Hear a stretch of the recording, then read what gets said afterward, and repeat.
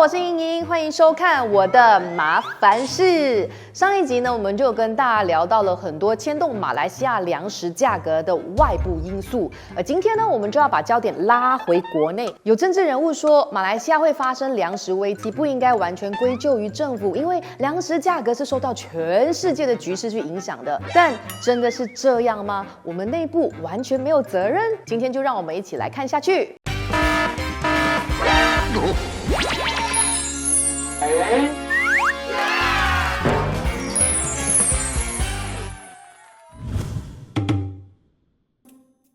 虽然马来西亚是一个资源丰富的国家，但是呢，我们所进口的粮食可是多到你没有办法想象的。根据数据，2021年的马来西亚粮食出口是390亿令吉。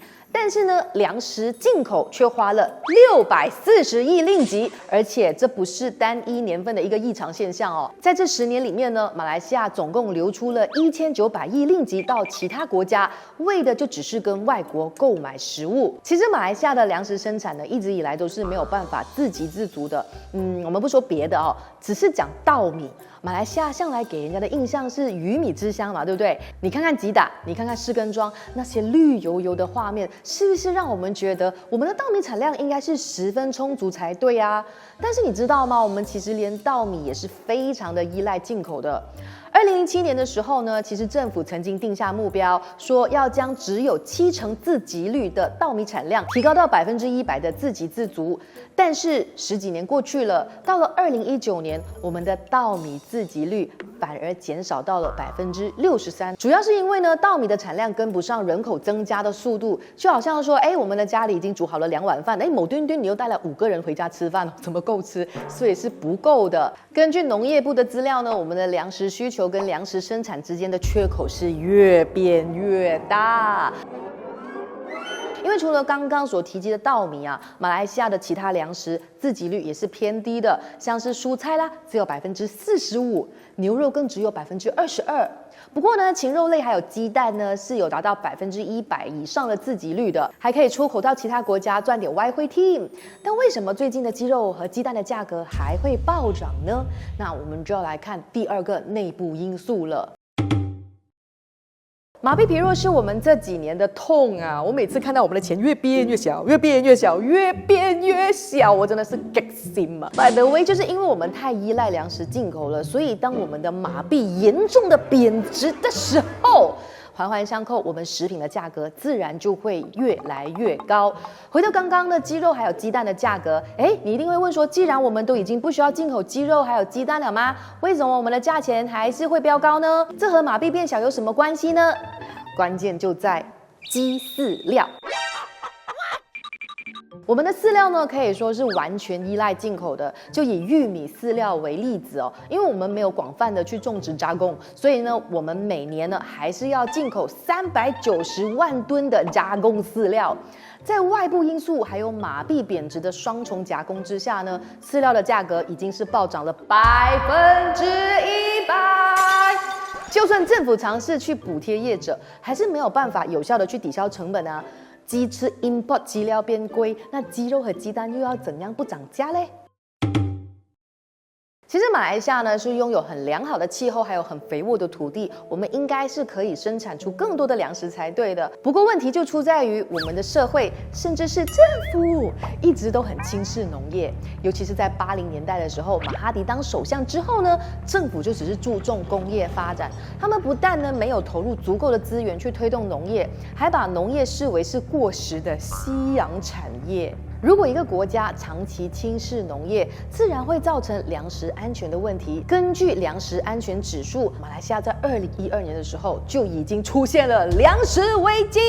世界排名只有39，比起一些缺乏资源的国家还要糟。当时候的越南还有印尼粮食安全指数都比我们还要来得好。在这里呢，要引用农业专家穆哈默彼得大卫斯 （Muhammad Peter Davis） 曾经向我们提出的警告：假如说马来西亚面临经济崩溃，那么我们的国民就会挨饿，因为我们不像是隔壁的泰国啦，或者是越南啊，属于生产粮食的国家，所以呢，只要国际的粮食价格暴涨，我们就只能够拉紧裤带，别无选择的去吃昂贵的进口食物，或者是没有办法就吃少一点。可能有些人会觉得趁机减肥，不行，断食不，长期不行，长期不行。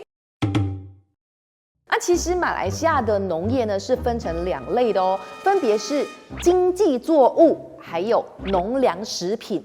所谓的经济作物呢，指的就是油棕啦、香蕉啦、可可啦这些拿来赚钱的哈。那农粮食品呢，则是稻米啦、蔬果啦、禽肉啦等等，就是拿来填饱肚子的。在马来西亚的农业生产当中呢，有超过1半呢都是来自经济作物，不是我们现在所提到所需要的这个农粮食品。这个情况就像是说啊，我现在肚子很饿啦，我很需要吃饭，很需要吃菜啦，本来我的手上就只有油棕还有橡胶。不能直接吃啊，那为什么会这样呢？那这就是农业地的分配的问题了。虽然马来西亚呢号称自己有800万公顷的农地，但是呢有700万公顷都是用在油棕和橡胶，只剩下100万公顷呢是用来种植农粮食品的呀。我看到摄影师的感觉是没错，就是这样。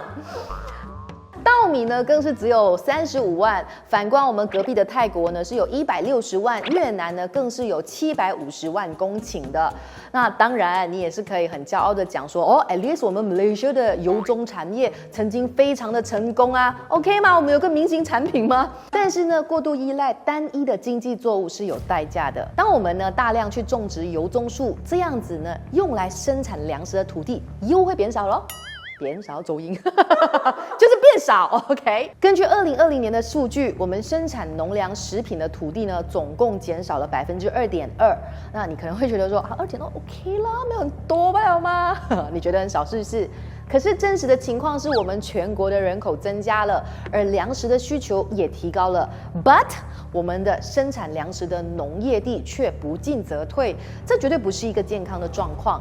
更不要说我们的农业地还一直受到了工业还有房地产扩张的威胁。土地的问题不解决，粮食的问题自然就会越来越严重。马来西亚呢，常年都是有面对着劳动力短缺的问题，这已经不是什么新鲜的事了哈。例如我们国内的3D 工作 ，difficult、dangerous and dirty 啊，常年都是仰赖着大量的移工的，而农业呢就是其中的一环。马来西亚农业所雇佣的移工人数高达70万人，从这里我们就可以看得出来，我们的粮食生产是有多么的需要移工的劳动力。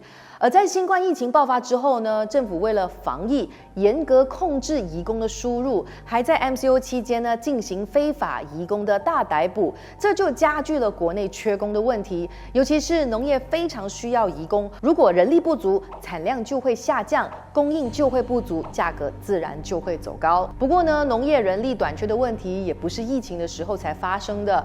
金马伦菜农工会的秘书说过，其实他们多年以来都一直写信给政府，可是呢，当局却用踢皮球的方式去回应，所以呢，缺工的问题就一直累积到现在才一次过爆发。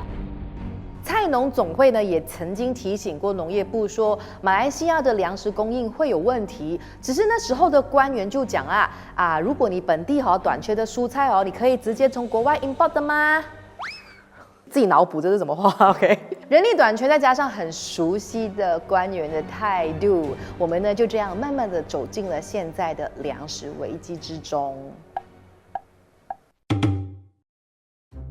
2020年开始呢，马来西亚就正式进入了高龄化的社会。根据 IMF 的预测，我们的生产力也会因此慢慢的下滑。而同样的，马来西亚的农业也躲不过高龄化的趋势，而且情况还会比起其他的产业来得更加的严重。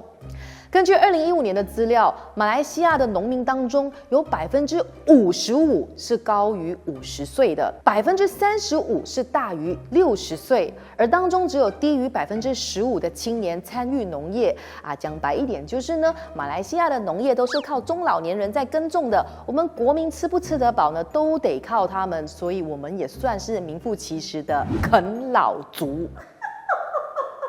有什么好笑？我觉得很伤心Sorry， 很 sad 一下哦。全民啃老，全民啃老。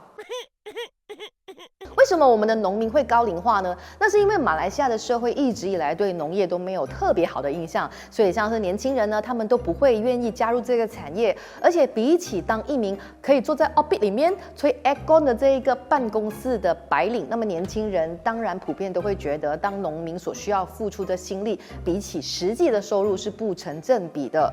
哪怕是某一天真的有一群年轻人他很有热忱了，我想要进军这个农业，他们可能也得面对农业地不足，或者是很难获得贷款、资金等等的问题。所以如果没有这一些正面的诱因，我们又怎么可能可以吸引到年轻人来参与农业呢？这个东西要靠谁？当然有很多人会讲啦，既然缺工又高龄化，那为什么我们不能够用比较 high tech 的方式来提高我们农业的生产呢？这个建议当然是没错啊，可是也不完全正确哦。虽然我们的政府一直鼓励农民使用现代化的科技去提高产量还有效率，比如说像是用无人机之类的啦。不过呢，我们刚刚提到了农民普遍都是高龄化，所以他们比起一般的年轻人接受学习新技能的能力都会比较缓慢。更何况我们马来西亚大多数呢都是小农经济，就以稻米为例子，我们虽然呢有20万的农民在进行稻米的生产，但是他们平均的农地都是低于3公顷。这种小农通常又缺乏足够的资金，所以他们又怎么可能有能力花钱去投资新技术呢？这也就是为什么很多马来西亚的农民都还在使用传统而且低效的方法去耕作。农业没有办法快速的优化升级，那么产量当然也不会提高啊！政府到底有没有做事情的？他们有没有解放？有啦，马来西亚政府呢，为了要控制这个物价及经济呢，请让我笑场一下，他就设立了几个单位哦，比如说抗通膨圣战特工队、国家生活成本行动理事会、国家消费者行动理事会、国家经济行动理事会以及国家复苏理事会。不过有这么多的理事会，真的有比较有用吗？其实呢，解决粮食危机已经是政府的重中之重了。只不过呢，现在我们国库又已经空虚了。那政府到底还有什么方法呢？有2个字，就是有一些人听了很开心，但是有一些人听了很忧心的津贴。根据财政部长的报告，今年联邦政府预计会提供800亿令吉的补贴，而当中呢涵盖了汽油啦、食用油啦、面粉啦、鸡肉啦，还有电力等等，这也是马来西亚史上最高金额的津贴。那当然啦，这种很直接的补助，确实是可以马上舒缓国民的生活压力，大家也会很开心啦。不过800亿这一个天文数字，也让许多专家学者替政府感到担心，因为原因很简单，100亿津贴是一把双面刃。当政府把税收都花在津贴的时候，代表着发展的拨款就会大幅度减少。尤其是在软硬体的投资，在长期下来呢，这将会影响到国家的未来，甚至是财政的稳定。因此呢，这个800亿很可能只是一种入不敷出、刷爆 credit card 的行为。我其实不是那么愤的，我其实是很温的，所以我们这里呢也要讲一点点啊，我们的政府有没有做一些好的事情？因为除了今天呢，其实政府也是有一些积极的作为的比如说啦，他们就跟大马合作社 Angkasa 还有全国农民组织 Nafas 合作，让他们进军肉鸡养殖业，增加鸡肉的供应，种植1.6万公顷的玉米，减少进口的依赖，同时呢也有设立鸡肉还有鱼肉的库存机制。什么时候才可以？因为我们后知后觉咯，我们又不是第一天这样，对不对？无论如何，你讲的没错，这些都不是一朝一夕可以完成的计划。我们现在已经是身处在风暴之中了，就是临时抱佛脚的情况啦。那我们到底要等得到那个时候吗？套用农业专家穆哈默彼得·大卫斯所说的，我们没有办法突然增加农业生产，这是10年的计划才能够让我们自给自足。这不是制造业，你没有办法像是制造汽车那样制造出粮食。今天爆发的粮食危机真的是没有办法避免吗？如果我们回看历史，你会发现其实我们是有机会去减缓这个冲击的。像是在2006年的时候，前首相阿都拉还在位的时候呢，他就看到了粮食安全的问题，所以他尝试去扭转马哈迪时代只注重大型工业发展的政策。哪怕他当时候受到了马哈迪的质疑，他却依然推动青皮书计划，鼓励国民耕种养殖。他还暂停了部分的大型建设，把资金用在了设立粮食库存，还有稻米耕种。他甚至是在财政预算案当中阐明，政府将把农业列为国家经济的第3步引擎。当时候的他呢，积极去整合北马4州，把北马规划成国家的粮仓，想要善用各州的优势去为国家生产粮食。例如，波黎市会培育最优质的种子，吉打和霹雳呢，则是负责耕种以及发展畜牧业，而槟城呢，则要利用现有的港口、铁路还有机场等等的设施，将粮食分配到全国各地，甚至是出口到国外。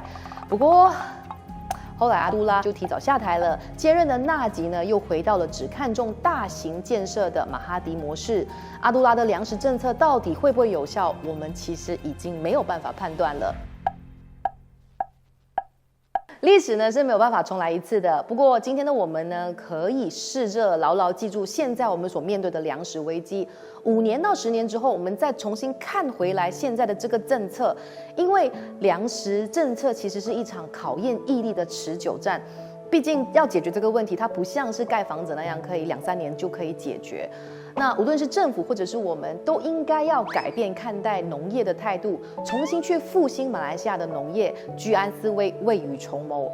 我们没有办法控制世界的局势，但是我们至少要随时做好准备，要不然我们就很可能会像当年阿都拉说过的，如果现在不解决粮食问题 ，it will be difficult later。而这个 later 就是我们现在的进行式。set off 是不是 ？set off 啊。OK， 今天的很多的资料都好像很 heavy， 是不是？但是其实我觉得我们应该要练习用更宏观的角度来看看我们所面对的问题，无论是我们自己的问题、社会的问题，或是国家的问题。老实说啦，如果没有我们的撰稿人员花那么多的心思去整理，我也不是很了解这个情况原来是这么的严重。所以我们也希望呢，你们可以跟我们荧光笔呢一起学习。欢迎大家呢参考我们 YouTube 的 description 那一边所列出来的参考资料去做延伸的阅读。我们想要把大家带起来，一起来参与这个话题，让大家一起去了解更多。更重要的是呢，其实你是可以帮我们分享出去的，因为你可以 feel 到很难做，对不对？我们做到这样辛苦，没有人看，我们真的是很 sad 欸。如果你觉得我们做的还不错，然后很想要鼓励我们做更多这样子的内容，那希望大家现在先不用给我们钱现在帮我们 share 出去。希望这个资料还有这些内容可以让更多人看到。我是莹莹，我们下支影片再见。每个礼拜2晚上9点，我的电话进来，不知道有收到音吗？对，记得 subscribe、comment、share。